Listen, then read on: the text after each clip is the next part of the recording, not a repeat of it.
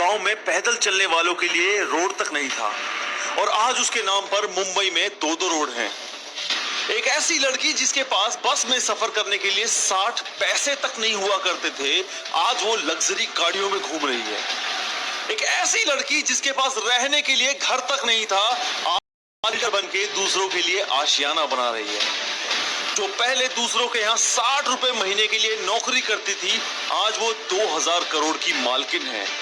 तो यार कानों में लीड ठोक लो, बिकॉज आज तुम्हारे अंदर मैं वो आग भर दूंगा, तुम्हें इतना मोटिवेट कर दूंगा कि तुम ये वीडियो लाइक और शेयर करने पर अपने आप ही मजबूर हो जाओगे।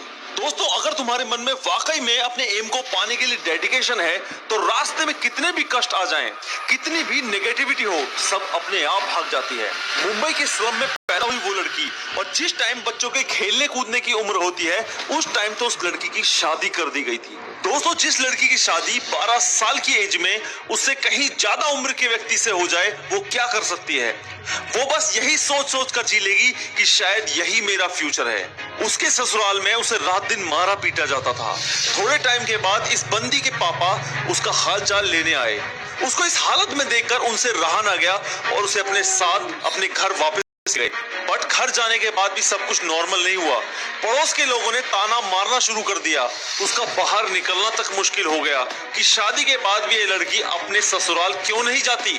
उसको इतनी प्रताड़ना सहनी पड़ी कि उसने सुसाइड तक अटेम्प्ट करने की कोशिश की, बट कैसे भी करके उसके घर वालों द्वारा उसे बचा लिया गया। अब उसके मन में आया कि वो कीड़े मकोड़ों की तरह नहीं जिएगी। दोस्तों, यहाँ से इस बंदी की लाइफ ने एक टर्न लिया। वो अपने अंकल के यहाँ रहने लगी और एक गारमेंट फैक्ट्री में मात्र 60 रुपए महीने की नौकरी करने लगी। इसके बाद उसके मन में आया कि वो खुद ही क्यों ना इसी काम का बिजनेस स्टार्ट करे। इस बंदी ने पहले से ही चल रही किसी गवर्नमेंट स्कीम का फायदा उठाया और 50,000 रुपए का लोन लिया और अपना एक फर्नीचर और टेलरिंग का बिजनेस स्टार्ट कर दिया। और आप मानोगे नहीं, इस बंदी का बिजनेस दौड़ने लगा।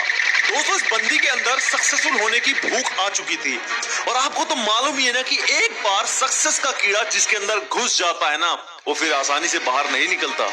उन दिनों सुप्रीम कोर्ट का एक फैसला आया जिसमें एक कंपनी का मालिकाना हक मजदूरों को दे दिया गया, बट वो कंपनी लॉस में चल रही थी और लॉस में जा रही कंपनी को कोई भी लेने को रेडी नहीं था। उस कंपनी के मजदूर इस बंदी के पास आए और बोले, मैडम आप इस कंपनी को लीड करो। कुछ देर सोचने के बाद इस बंदी ने लॉस में जा रही उस कंपनी को लीड करने का फैसला किया और हाँ बोल दिया। जिसे हार्डवर्क करने की आदत पड़ चुकी हो, वो कैसे मना कर सकती थी। आज वो इस लीडिंग कंपनी के साथ साथ 2000 करोड़ रुपए की मालिक भी हैं। वो बंदी और कोई नहीं, कल्पना सरोज जी हैं। मुंबई के एक स्लम में पैदा हुई इस बंदी को अगर मैं स्लम डॉग मिलियनेयर कहूँ तो ये कहना बिल्कुल भी गलत नहीं होगा। इसी डेडिकेशन और हार्डवर्क के कारण इनको पद्मश्री से 2013 में नवाजा जा चुका है और वो भारतीय महिला बैंक के बोर्ड ऑफ डायरेक्टर्स के रूप में भी काम कर चुकी हैं। जो बंदी अपनी गरीबी की वजह से 9th के बाद पढ़ भी नहीं पाई, आज वो IIM बैंगलोर के बोर्ड ऑफ गवर्नर्स के रूप में भी काम कर चुकी हैं।